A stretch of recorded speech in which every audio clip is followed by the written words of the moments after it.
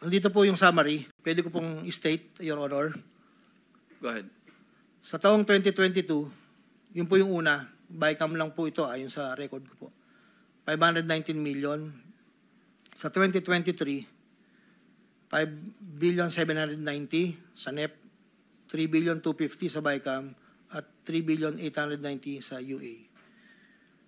2024, 5.8 billion sa NEP, sa BICAM 5.084, sa UA 3.306. Sa 2024, nagkakalaga po ng total na 14,190,000,000. Sa 2023, 12 billion. Sa 2022, 519. Noong pong 2025 ay 7,385,000,000 na lang po sa NEP. Wala na pong kasunod. Sa bawat proyekto na pinapasok ni Kong Saldi, meron akong binigay na obligasyon sa kanya para sa pondo base sa aming kasunduan noong 2022.